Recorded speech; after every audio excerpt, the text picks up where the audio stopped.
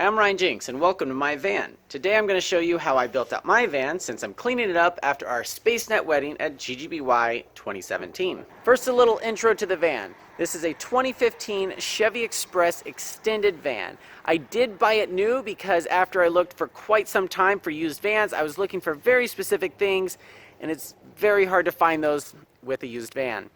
So I didn't want to put all this love and effort into a van that I only bought for $5,000 and then put $5,000 or $10,000 into it.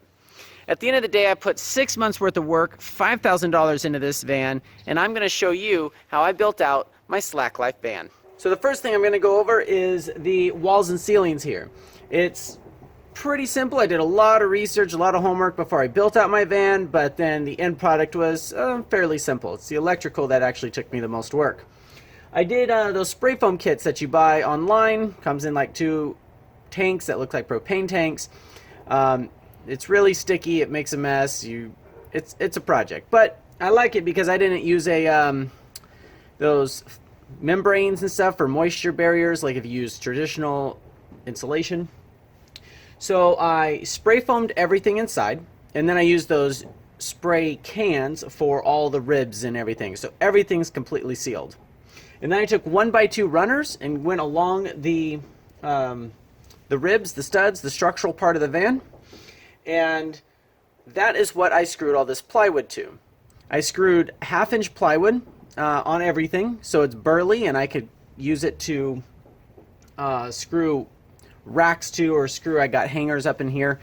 The carpet hides a multitude of sins, so if I cut my plywood wrong, or if I screw in a hanger and remove it later, the carpet hides almost everything, and it gives great acoustics. It's not echoey at all. It feels warm and cozy inside, and you would think that it would get dirty or feel dirty, but it doesn't. I haven't cleaned this carpet at all for 2 years, and it's not a problem at all. So you cut all your plywood out. You screw it on, make sure everything fits nicely. You leave about 1/2-inch gap, 3/4 of an inch gap. And then you put your carpet, you pull them all off, put your carpet on. And at the end of the day, it all looks nice and tidy. What makes this look pretty nice is these crown molding pieces. That's just a 1x8 board with carpet over it. And it covers all of the wires that I have in here. So you just have to do everything. And if you plywood and carpet everything, it looks really nice and tight and feels cozy and clean. So again, back to the moldings. This is just a 1x8 that has a light screwed to it. You can see where the wire kind of goes up. But the tricky part is this corner piece here. That's about 15 different pieces of wood, which looks really funny when you're, it's just screwed on there. I ended up Velcroing it to this little section here, and then screwing it just with 2 screws there and down below. And it curves several different ways. It's very difficult to get it to fit nicely. But at the end of it, when you cover it with carpet, it looks pretty nice. Except for that one spot. I've got no other paint on my van in 2 years, which has got to be some sort of record. These wheel well boxes are pretty cool. They're just 2x8s. They're burly, they can stand along their own, but they go along a little bit with the curve of the van. The lid comes off pretty easily. It's just that piece of plywood with carpet on it. And then inside I have blackout screens, jacks, the tow ball, the tow hitch, and then some straps, ratchet straps for the top. The other side has jumper cables, snow chains, negative 40-degree gloves, which I learned the hard way, not having those, and some other miscellaneous tools.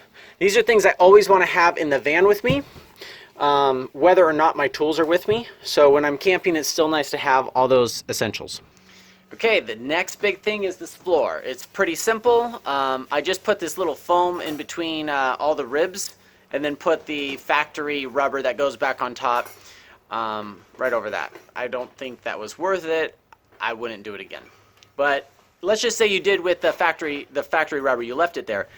I have 3/16 really skinny plywood sitting on top of that, which is what I use for work. It's not so thick that I have this weird lip that I got to deal with. but it's sturdy enough like that I can put all my stuff on. So then I have this linoleum that I stick down when we go camping. It's looks really fancy, but honestly it's only $1 a foot from Lowe's. It's just cheap linoleum. If I pull it back, you can see the 3/16 plywood. Now it is in 3 pieces, and I put the seam back there so when I'm sliding paint into my van, I don't catch the lip generally. So this is the linoleum pulled up. When I'm working, this is the plywood I have. You can see the seams there, which I intentionally put those there because I have the least amount of problems when I'm trying to slide stuff in and out. It's only 3/16, so I have very little of a problem.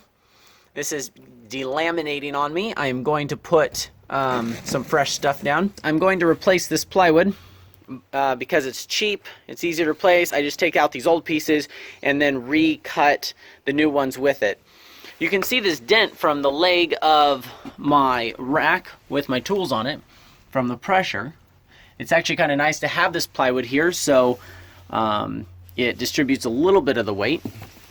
You can see here if I pull up the plywood, that side is obviously where the rack goes. I have, I almost never put things on there other than the boxes that hold my tools. And if I lift that up there, you can see the rubber factory floor that comes with the van.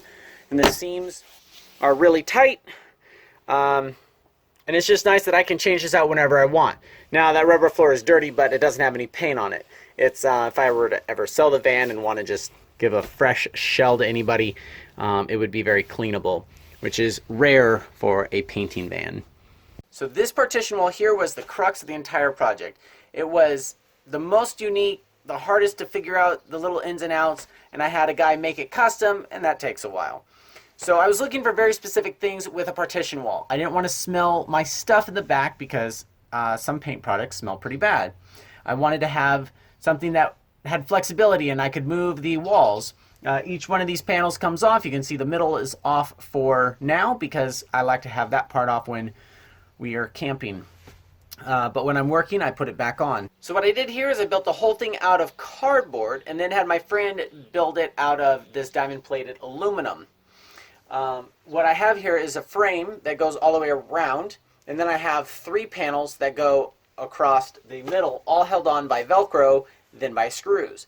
The Velcro gives me enough of an airtight seal that I don't need to smell anything when I'm in the cab. I also wanted this partition wall to make me feel like I had a cab. Otherwise, it feels very hollow behind you and it feels like you're driving a van. I wanted the functionality of a van, but the comforts of a truck, and this partition wall gave me that. So basically this box has a flange that goes around and gets bolted to one of the last ribs before the cab. And it goes all the way around and gets installed before you do the walls and ceilings. You can see one of the bolts that are holding it there. It's not much, but you do that over the whole course of things and it's pretty solid and sturdy. If I move this rubber weather stripping, you can see how we bolted that flange on. If I put it back on, you don't really see it. And then you have this box that's welded on there, and that has a lip, and that lip is what my 3 flat panels get attached to, which you can see right here. From the inside you can see how the bottom U-shaped channel gets attached to this thing. You can see all of his weld marks. It's pretty fancy and complicated. It'd be hard to recreate this if I got this van totaled or anything, but you can see how it sits right there against the cab top. These scratches are just because it's the back of the diamond plated aluminum, and usually it's not treated very well, but in this case you can see it. I should spray paint that. I don't generally see it, so I forget to do it. All these plastics here fit tightly against it because I ended up having to use a multi-purpose tool, and I cut it, shaved it to fit exactly on there. Yes, you do have to take all of this off in order to access what you need to, but when you put it all back together, it fits pretty well. Normally with other partition walls, which is the reason I ended up creating a custom one, is because they ended up being so far back to allow room for your chair that you lose a lot of the space in the back. And I really, really wanted 10.5 feet, which is what I get from with the doors closed to the back of this here. So I can get a lot of things in there with 10.5 feet of space. Now I'm not trying to get into batteries yet, but you can see this is here just a a U-shaped channel that all these batteries ended up fitting quite nicely in. That was more or less luck. But I needed a lip down here in order for my panels to fit. Now, this is flimsy here in the middle, but when I put my second panel on there, the one in the middle, I also have my rack there. I feel pretty safe and secure.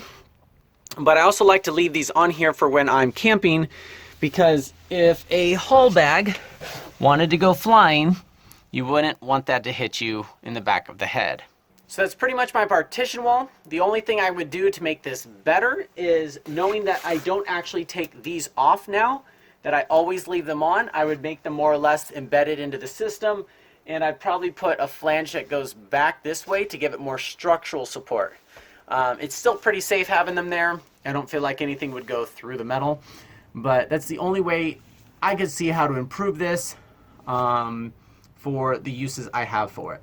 Okay, now for the doors. This is the worst pain in the ass to functionality ratio I have on this van. If I could do it over, I probably wouldn't do these. But I did, so let me show you what I did. So I took the plastic cover off that comes with the van from the factory, and it has some holes in it. But what I did was I cut bigger holes, but I left a middle section right here, so it had some structural support. So like this is also, you can see there's a screw there. Obviously it's into something. So this is as big of a hole as I could pretty much make. And then this little diamond plated metal piece was kind of complicated because the door curves a bit. As far as inside goes, I just kind of cut some wood in there. You can see this is the original door. That's a pretty good view. Original door, you got your diamond plated. This rubber stuff is what I put in between my grooves on the floor that I think was a waste of time, but I had leftovers, and I think that makes it look kind of nice. Otherwise you just see the back of a door and all the work you do to do spray foam insulation, and now your door has no insulation. So that was my effort for that. As far as this side goes, it's the same thing, except this unit right here made it difficult. Pulling on and off isn't as easy as I thought it would be, and getting the metal to go around it, blah blah blah. We made it work. Now you'll notice there's 2 holes there and 2 holes there. What I tried to do is make a tailgate by putting a flat bar right there, screwing it on there, and then having this thing that would flip up and down and hinge on that flat bar. But it runs into sections like the floor, or it eliminates my space in my van, which I want every inch I can get inside the van. So at the end of the day, I took those off, and now I got some ugly holes I haven't filled yet. I also did these security screens. They're really nice to put on here. One of the things that I really wanted was to be able to open up these back windows, so when I'm camping I have some fresh air. It doesn't come on most vans. Some vans don't even have windows on the back. But I got the cage security thing, and then just had to cut out the few squares right here, because there are none of these that come pre-cut for this thing, but it's super easy to cut. Anyway, so security for the window, access for the door. I put all my toiletries in there when I'm camping, or I put my ropes and rags in there when I'm working. And that is my doors. As far as my slider door goes, I put diamond plated metal on there. I tried to make this a functional door, but there's no point because it's a slider door, and when it's open, you don't have access to it. A slider door is super nice for when you're in tight parking spaces. You don't have these 2 doors that open up wide and you can't get around them. So the sliding door was a super important part of my purchase decision. You just can't use the door for anything. Okay, now for the electricity. But in order to keep this from being a 6-hour video, I'm going to do the fast version. Step 1 is, in order for these bad boys to charge, you got to go through the firewall in order to have the alternator charge these when you're driving. That sounded overwhelming to me. I don't want to be punching holes in firewalls. Sounds really complicated. So I have all my fuses underneath my seat here, and that is where I tapped into my electricity and put a cable from there to my isolator. Now isolators are important, so if I use up all of these batteries here, it doesn't kill my van battery, which I need to turn on my van. So I got a smart isolator that goes both ways. Get that? If my battery is charged enough, my van battery, isolator opens and it starts to fill up these batteries. If for some reason that battery starts to go past like 12.9, whatever the smart number is, it'll close it and it can't drain. But I have a bypass switch, so if I ever wanted to jump my van with my batteries right here, flip a switch and I can jump myself. So here is my seat. Here is a fuse box with a lot of stuff. And there is that big fat red cable. The little red cable is what's coming off the alternator. The big fat one goes to my isolator and my batteries. So it goes from the fuse box and to this isolator, which gets hot, but I was able to put it on this metal part of my seat in order to keep it from catching anything on fire. So that's behind there. Isolator just sits nice and happy, doesn't touch anything, no fabric, no nothing. And here is my fancy switch, my switch to bypass the smart part of my isolator. Okay, don't get overwhelmed by all the wires. Here we have the isolator, all the stuff I just explained, coming over to the positive side of one battery. And then it is in parallel, which means connecting all these stays as 12 volts. And instead of, I have 4 batteries. If I did that in series, and I did positive to negative to each battery, that'd make 48 volts. That'd be scary. But instead it's parallel, so I still have 12 volts when I'm done, but I have a lot more amp hours. As far as the specs goes on this, we have, well, there's the spec, 75 amp hours each. These aren't the best for amp hours. I do have 300 amp hours with 4 of them, but they are completely sealed. I can tip them upside down, sideways, any way I want. And they can be inside my van. They don't give off any gases that could kill me, and that'd be bad since I sleep in here. I don't really have a way to keep them outside of my van, so I opted to go with the closed blue top marine dual purpose batteries here. Now you can see right there, that is where I grounded it. I had a hard time finding a really good grounding connection, but that was a good one. And that goes to the last battery terminal port right there. I did create myself a problem. I thought these would act like 4 buckets of water, whereas if one starts to drain, the others fill it up. And so I had my grounding coming off of this one to under the seat right there, and that actually only gave me enough juice as if I was operating off of 1 battery. But you got to start from this side for positive, and on that side for negative, to treat these as 1 giant battery. Thank you, Mountain Matt, for pointing that out. Now this little plywood here is for our snack box when we're driving, or my lunch box when I'm painting. I'm going to lift that up. That's Velcro gone wrong there. This is a battery charger, a really good one actually. It costs like $300 or $400. But it's a smart one. It treats the batteries better. It charges them quickly. I think it's more for golf carts, so it's pretty high end. It's sitting on top of a rag, technically, but it's sitting on top of a 5,000 watt inverter. So if I need AC power for whatever, like I can run tools, I can run anything like normal household electricity, and all the wires are running through my walls and ceilings here. And if I flip on the switch, I'll show you in a minute, I flip that on, you can see that this light comes on, and I have AC power with 300 amp hours and 5,000 watts to work with.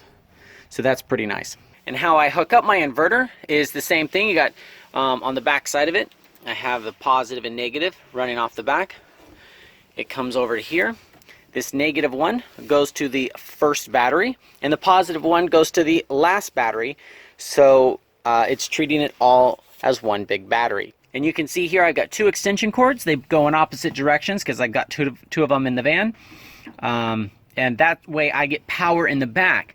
You want your inverter as close to your batteries as possible because you lose a lot of juice even with a big fat 00 gauge wire like this. You can't run a wire like this all the way to the back for an inverter to be back there. It's better to run an extension cord to the back, which is what I've done. Back to the battery charger. This thing is connected to this in here and the positive on the other side, opposite sides of course. And this cable right here goes to underneath the seat. I can just open it up, pull this out, and plug that into a real source of electricity if I ever want to charge the batteries, if I accidentally drain them all the way. Now this is where the magic happens. This is the reason I have all these batteries. These 2 cables right here go up inside of all of this and feed all of my lights, which I will get to. Here we have the negative, which goes to the negative.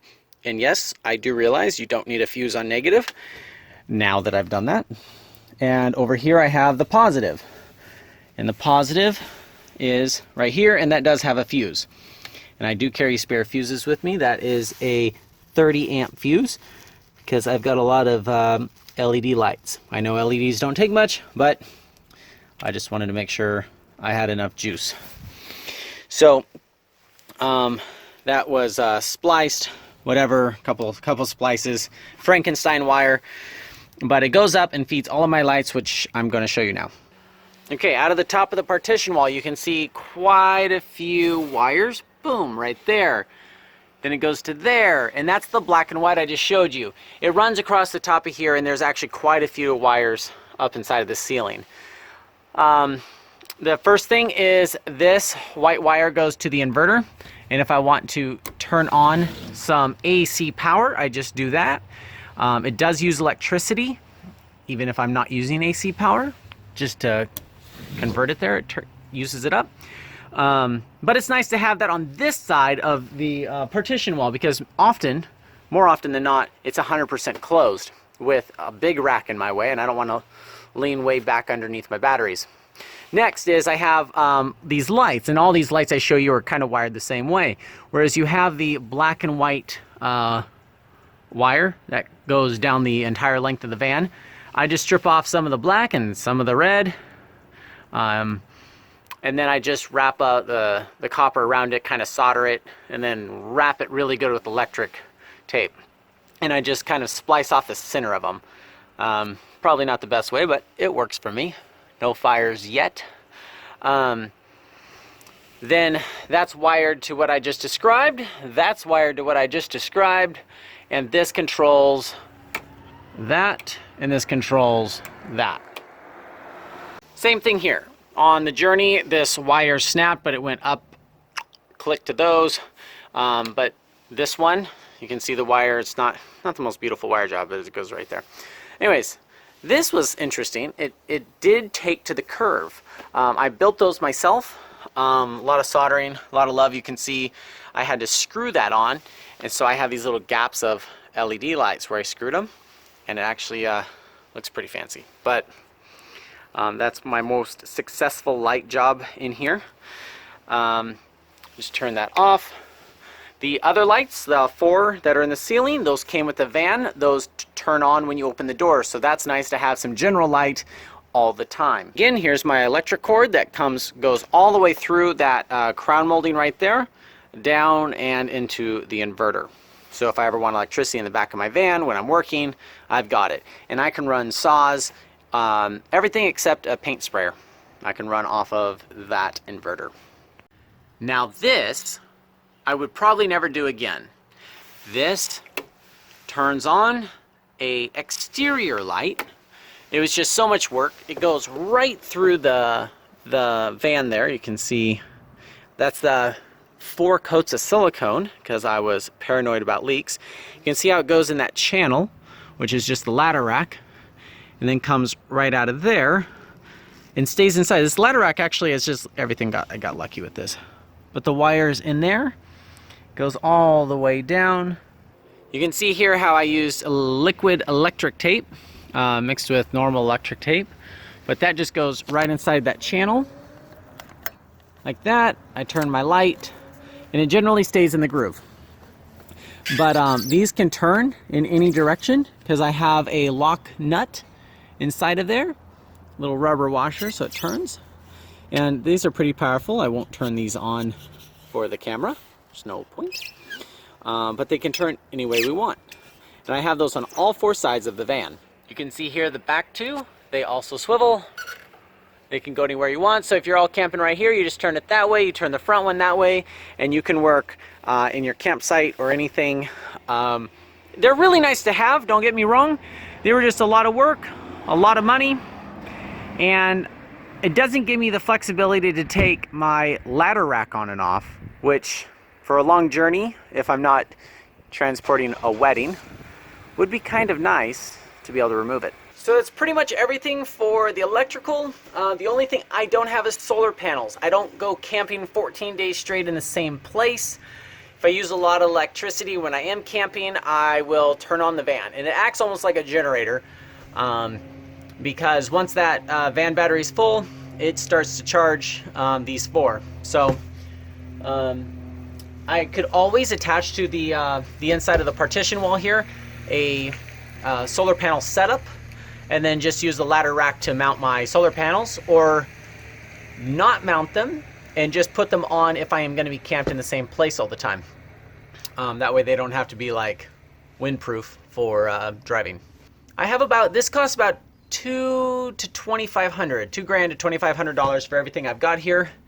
I wouldn't get as fancy next time. I would probably just do 2 lights on the inside. Don't really need more than that. I'd rather invest $15 into a headlamp if I did. I wouldn't do the exterior lights, or if I did, I would have like a magnetic interior light that I would just mount to the outside of my door for the once in a great while that I actually want outside light. It can definitely be more simple. It was more of a fun project than it was practical, but it's nice to have since I do have it. And now for my ladder rack. Here I have a 15-foot ladder rack on top of my van with 15 bars. Now each bar isn't super strong, but it's fine when you put a big heavy ladder on there. You just keep this bar right here, you just keep it closer to the side because it's more structural. But here it kind of bends in the middle. If you throw a 40-foot ladder on here, you don't even need to put a red flag on the end of it because it fits so well on this ladder rack. This has been one of the best parts about this van. This is the reason I did not buy a Sprinter, because it sure would be nice to be able to stand up in my van. But I need to be able to get stuff, ladders, things like that on and off the top, and having a normal sized van is nice for that. Here I have the wood from the tent from the wedding, but normally there's nothing on it. I wish I could remove it. The lights I have in it make it so I can't, but if I'm going to drive 2,000 miles and I'm not going to have anything on the top, it kind of makes quite a bit of noise and it's not fun to have.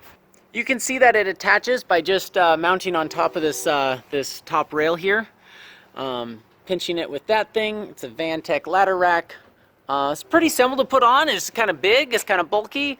I don't feel like it was designed very good for the curve because the van has this the van has this curve thing going for it. But you cinch it down, it works, and I really like it, except it hums. It hums so loud you can't talk on the phone or listen to the radio or anything. And after pretty much 2 years of suffering, I discovered by putting this rope on here, and the looser and more random it is, the more it got rid of the hum. So actually I put too much on. If I put a little bit less, it's like acting like a wind dampener for a slack line.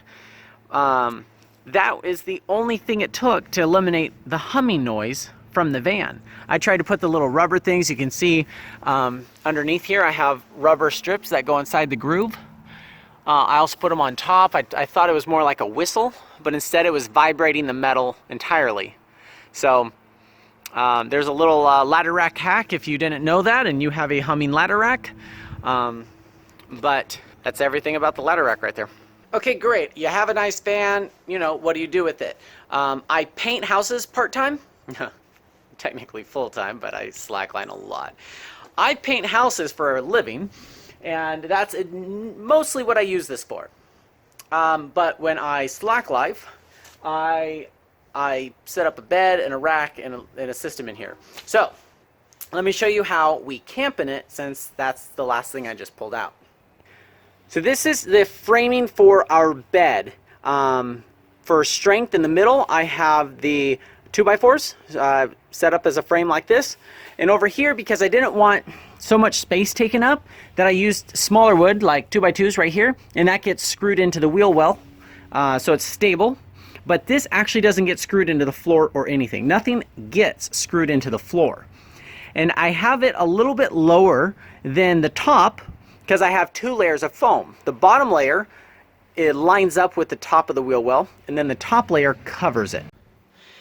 So there's the plywood on the frame, and then I only screw it here and here down the center of the big frame. The other side, it just doesn't move. It's wrapped around the wheel well, so it's strong, it's structural. It doesn't matter how rough the road, it's not going to go anywhere. And here is the dense layer of foam. If you just put on a 4-inch memory foam, your hip hits the plywood and that's super uncomfortable. By doing this, we still have access to our wheel wells because we keep so many things in there. And all we have to do is lift up the memory foam if we want anything out of them. And down here is her closet and my closet, and that's what we use that space for. So that is the memory foam bed complete. 4 inches of dense, 4 inches of memory on top of a plywood bed with that as the frame. Keep in mind that I usually have linoleum down so it looks and feels very clean. So this is my general setup for when I'm camping. We have a rack in here, an ice chest, and a table. And that rack gets screwed into the plywood by the back pole, which is right about there. And that way it doesn't move. And I put bungees and stuff in front of it so stuff doesn't fall off. And then we have our ice chest, which is nice. We can sometimes turn it around. We can access it from the front. But this is really cool. The table is, well, it's nice to have a table. But if you lift it up, you can put it right there. And you have ultimate privacy when you're stealth camping. And if I put it right there, no one can see in or out. And it makes for a great temporary partition wall while being, something functional that we can use. So our bed, our rack secured to the wall, the ice chest with the drain facing out here obviously, the table which doubles as a temporary partition wall, and that is our camping setup. I'd like to introduce the newest member of our family, this roof box. This roof box is huge. It obviously fits really nicely up on top of our giant ladder rack, but this is amazing. This is the first year we've actually used one.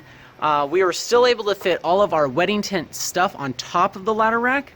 It stayed down really secure. It didn't affect us driving, and we fit almost all of our highlighting stuff in there. And when you have such a tiny confined space to live in, it frees up your living room. If you come down from an epic or after it was raining, you got wet shit you don't want to deal with, you can stick it up there. It wasn't that hard to get in and out of, even if I didn't pull out the ladder. So if you're living in your van or going to be using your van a lot or doing lots of epics, highly recommend, car or van, that you get a roof box. Okay, since, well, we're here to teach you about safety, let's teach you how not to travel in a van. We like to sleep in the back while the other person is driving in order to be switched back and forth every 2 or 3 hours. You can get there a lot quicker. I have built a seat belt that is, I believe, fairly safe. Don't know how legal it is. Disclaimer. But I have 3/8-inch bolts embedded in here, and I went inside and it's washers, and these are pretty strong bolts, and climbing hangers. I've got 2 of them. Who likes redundancy, right? So we have here our sliding X. And then here's a new development I got, is a screamer. The blue part is just, am still back up. And this way, if you get in a car accident, even if you got in a fender bender and you're not tied to anything, your head's going to go flying towards the front. If you hit the rack, you're going to become decapitated. If you hit the partition wall, you're going to lose your head. So this is mostly to prevent minor incidences. If you're going to get in a head-on collision at 60 miles per hour, you probably want to die. You're not going to want to survive that. But if for some reason you do, it's nice to have something like this. Now the key to make this safe is you want to go feet first towards the front if you were to get into an accident. So we wear a chest harness, do girth hitch a sling to our belay loop, go up the chest harness and then clip to the screamer. And the point of that is that you would fly feet first with a screamer, absorbing some of your energy, and it would be not much different than taking a factor 2 climbing fall, assuming nothing hits you during an accident, which is mostly the size just bed, so you'd be fine. If you were to roll down a hill, oh, that's a whole nother matter. But as far as like hitting something or slamming on your brakes, you're not going to fly forward. This thing would stop you and would keep you fairly safe. I completely just pulled that out of my ass. Please don't try that at home, but I'm here to tell you, don't be laying in the back without being clipped to something if the car is moving. One more disclaimer. Don't have all your batteries just sitting here, not tied to anything. Ideally, I should put like a strap from there going across, just so they don't like fly forward during an accident, because this is technically dangerous. And also having all of these exposed is a fire hazard, because if something metal touched the positives and negatives, it would throw sparks, and it would actually be pretty bad. So having this just completely exposed and not tied down is super sketchy. Make sure you don't do that. Okay, now I got my rack in here for work. I'm going to show you the basic of the setup. So I can fit over 400 tools in this thing. So this rack is one of those 48-inch wide racks that are pretty common, except this is 36 inches deep, so I'm able to slide in quite a bit. I have right here enough room to fit a sprayer, some buckets of paint, whatever I need to do. I bought this rack from Uline. I put foam right here so it doesn't you know, rattle between that and the end. I put the cover, this last partition wall there, so it's a solid partition, and that's done. On the back side here, you can see that I have these aluminum U-shapes, the kind of leftover diamond plated material we had, because the van is very curved. Up there I stick a screw right through there so it doesn't move too much. I don't think it would hold during an accident, but I mean, it's just to keep it there from rattling. And then I utilize every inch all the way down, and that's where I put my longer tools. These bungee cords also really help. They go down pretty easily, so you can push your box in, but things will definitely fly off this thing if you're driving around without them. So it's nice just to have them on all sides, on all shelves. So in order to utilize the space up here, which I don't really use because cargo just doesn't, you know, either get that high, it just isn't in my way. I utilize that dead space by putting these two shelves in there. Obviously you don't want legs, so I just put some hooks on that side, you can see there. And then on the other side I have some of these rack hooks that hold it there. And that's the only thing holding it in place. These bungee cords just are to keep the stuff from falling off. This is notorious for things coming off and then landing on cargo I don't want damaged. I also add these little feet on all four corners because I want the weight dispersed over a larger surface area, since the plywood's pretty flimsy and this thing gets pretty heavy. This is about 100-ish pounds without anything on it. I imagine it gets to be, you know, 400 or 500 pounds with everything in here. So before I put this rack in, I changed the floor. This only costs $13 per sheet of plywood. It takes 3 in order to put my seams the way I have them here, which gives me the least amount of problems. This right here is where the door covers, and so it's just a little too thick, so I sand that down. And then these screws right there keep it from bending up. It's pretty essential those are there. But for 45 bucks, it's pretty nice to have a brand new floor. The other one lasted me 2 years. I should replace it annually. and it's not that hard because I pull out the old ones as templates, cut it out, and then replaced it. It really didn't take me that long. Okay, we're all ready for work. This store has rags and tie-down ropes. Got my paper towels there, all sorts of buckets and a vacuum. TP for job sites, more bungee cords. Things I need to take to the shop, but I keep them strapped in there. A 4-foot ladder slides in and out. I don't have to take the bungee cord off. All sorts of tools on the floating shelves. Down in this area here, I put a big box of tarps. And then masking machines, things that hang on the outside. And then in here, I think it adds up to about a total of 400 tools. But everything's labeled and marked, so it's fairly easy for people who aren't used to my van to be able to at least find general idea of where tools are at. And the boxes almost never fall off with these bungee cords on there.